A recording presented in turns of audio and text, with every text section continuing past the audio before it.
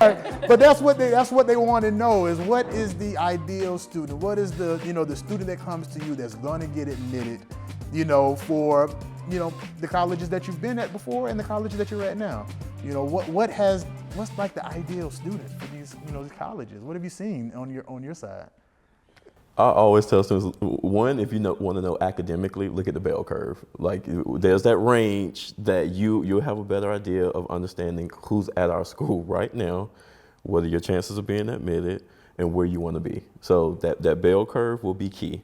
But outside of that, understanding that it expands outside of academics. So we always mention rigor. Take these, AP dual enrollment courses, just push yourself.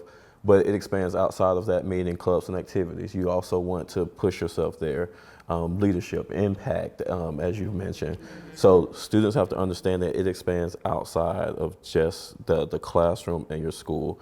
And being able to put that on the application, because I think students are always shocked when we tell them, if you just take care of your little brother and sister, if you're feeding them or cooking for them, that's something that you can put on the application. It shows that you're a leader. It shows that you're grooming the next generation. But if these things are left out, we only know what we know, and that's your almost interview process. So a lot of students, they just don't understand the resume that they're kind of building, but they have so much that they do, they just don't know. Right. And that's where we, again, try to guide them and making sure that they understand what we're looking at, how we're evaluating them, and ultimately, how to get to our school outside of just the minimums. Speaking solely from an institution that's very selective, when you're completing the application, make sure that you take advantage of all aspects of the application. So complete everything. Again, it factors into that holistic review process. So you're talking about the holistic approach. Holistic, yeah. Right. So there are a lot of students who just, I have this GPA, I'm a pretty good 4.0 student, and I took the SAT or ACT, I have this score, but it's actually more than just those two things. When you think about it, and I'm not joking, I think sometimes they think I'm playing, but it's like every student does. Like when you think about all the students that are applying throughout the United States at our institutions, like for me specifically, we received 60,000 applications. Wow. 60,000 applications for 3,800 spots. So when you, again, there are a lot of 4.0s, there are a lot of 4.5s. You have to have more because in college you're doing more. So again, get out there right now and just expand what you're doing. Right, but to that point, there are metric-driven admissions processes for institutions, and so we have to, make sure that our awareness is strong enough to point to, hey, these types of institutions may have a GPA test score and you can get in, right? And knowing the difference between the two, whether it's a traditional, whether it's a non-traditional, degree seeking or credential seeking, making sure that they have the awareness and know all of the options more on the front end, and then let that guide some of the process features to it, and I see that as a huge opportunity. I'd just like to add, you talking about, and I know as a student, just working with students and working with parents, kind of navigating all of that and trying to figure all of it out. I would like to say that there are tools in place. Now the state of Georgia has youth science, for example. I'm not advocating, but youth science is a tool, and then some districts pay for other platforms like Naviance to help them navigate that process where they can favor all of their top 3 colleges, and even as early as elementary, they could go in and, do those strength explorers. And so I think, for me, I hear one-stop shop, as possible as that could be, tools like that help parents navigate the process with all the different layers with dual enrollment, AP, you can even request transcripts. I know we talked about Common App. All of that is, I know Navi is that particular platform, and different districts have different platforms. So things like that, that's one thing that helped me as a school counselor to help advise students. And then, parents, that helps them help their students navigate their process too. So. Yeah, and I would say it has the capabilities to do all of those things. But when you look at how does that actually make it down to the parent level and to the student level? And how do we show that they processed and really, mastered that thinking? And, when I look at that, I think there's some things we can do with that to make sure that the students are prepared to articulate how they feel, what direction they want to go, and it's based on the tools, the experience, the assessments when they're making those selections. Absolutely, and it allows you to track that data too that we're looking for. Allows us to track data. Well, on the college side, I was thinking too, it's, we're talking about all these things we want to see, the number of applications we're reading, but what's heartbreaking sometimes to me is how many students will say, I don't have a story. I don't have anything to say that is going to stand out. Of course they do. Whether it is when you are interviewing with a college or university, or if it is through your essay that you're writing, make sure that it is your story. So be authentic and true to yourself and proud of who you are. It's not a competition of trying to compare the best stories. We just want to know your story. But they're feeling the comparison and the competition, and I just wish I could take that away for students, because every student we talk with has a story. Some type of story. Exactly. Right. It doesn't have to fit into a box or a mold. On our end, reading files, we're not looking for certain organizations they volunteer at or certain titles that they've had. There's not an algorithm for that. We want to know their story. And so I hope that students know that whatever their journey is, whatever their story is, it's going to be great. You just have to share it with us so we understand who you are and what you're passionate about.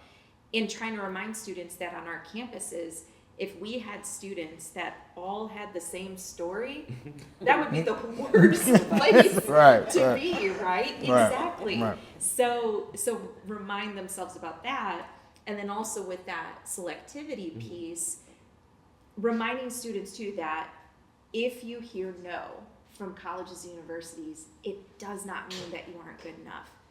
It does not mean that. It just means that there are difficult decisions being made, and there are a lot of things that are going to be out of your control, and the process is not fair, right? When we define fair, this process is not fair. If you were trying to define it that way, we're all trying to do the best we can on the college side, but for the high school students, I hope that they know that it does not mean that you're not good enough. It just means that some difficult decisions had to be made. So at the end of the day, if they're presenting who they are and they can feel proud about what they're putting forward, you can step back and know that you did everything that you could. You left it all in the field, essentially, what we're talking about, right? Exactly. Like, speaking of stories, right? If the students don't think that their story is enough, is not vivid enough, it's not big enough, I think that means they haven't heard enough stories, right?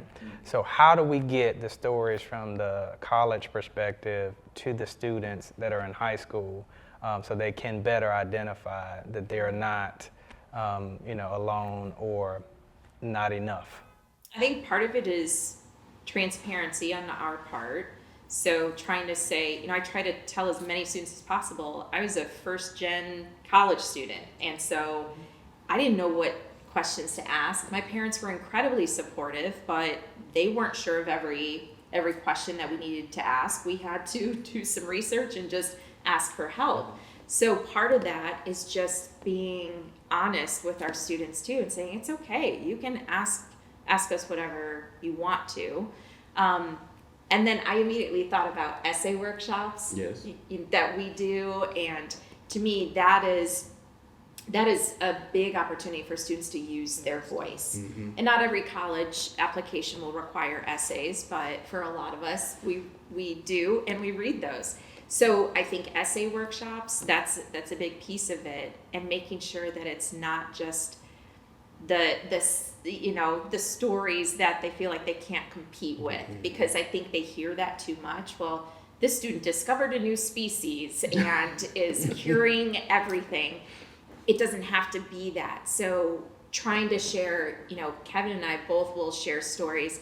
one of my favorite essays I've ever read, really at the heart of it was talking about friends at a campfire, but it got into really important topics. And so telling students that is an essay I remember years later. So think about what you've done, what you've had an impact. Students, don't be afraid to create opportunities on your college preparatory journey. One of the most impressive students that I met was very interested in videography. She created her own videos to highlight herself, her brag sheet, her resume, and things that she wanted to do as she prepared for college. Go for what you know. Yes, and to add, like the essay workshop, we also have the college admissions workshop. Is that what it's called? The case studies. Sorry, that's case studies. Case studies is another great way. So if a school is doing a case study, they can see the admissions process as a whole, and they do have a chance to also read an essay. I would also say, speaking with students, we live in a world now with so much technology. So between blogs, between Instagram, and try to reach out to some of the students that are on campus to ask about their process, because a lot of people love talking about themselves, and a lot of students love talking about their high school experience. But ultimately, we want that camaraderie. So if students are making those connections early, it will help them in the long run to be better prepared. But to add a story as well, we required 2 essays, and there was a student who understood our application where she wrote specifically about how her room changed year after year. And then in the final piece, we will ask specifically, why do you want to attend our college and why your major? She tied in the main essay to our supplemental essay and kind of completed the story of how her room changed, how the major was reflected in it, and really just telling about her and her evolution. So again, like you mentioned about everybody has a story, she just told her story about her room, and it was perfect. So yes, there are definitely ways to figure it out, and you can always ask us. That's the takeaway that I try to give students at the end of a college fair. So speaking more about the holistic review process, understand that everything really does matter because each of you are truly individuals. When I think of students, you all are doing great things and we want to know about it. So please share that information with us. And one of the big things we're starting to do, and we've done for a couple of years, is that college student panel, right? We're allowing high school students, we take their parents away, right? We say, parents, you go talk to the college access folks, right? And students, we're going to talk to college students, and we're going to get the real deal of what it's like to be on a college campus. And I'm going to be honest with you, some of these conversations have gotten really deep about, what it's like, the pressures that they may have, the activities, the fun. They do talk about the fun. But, so it does give them something to look forward to. But a lot of times those college students are given really good nuggets on what they should be preparing for. And so every time we have one of those high school students are very thankful to be able to, talk to somebody who is, a couple of steps ahead of them, So that's a good thing for me. But you mentioned something about reading admissions essays and admissions applications. And one of the questions I get a lot of times from students and parents is, when should we be applying to college, right? So should I be doing early admissions, or should I do regular decision, or what? Can you kind of explain to some of the students that are going to be listening, what are the differences and kind of how do you handle it on the college side when students are applying at different times throughout the academic year?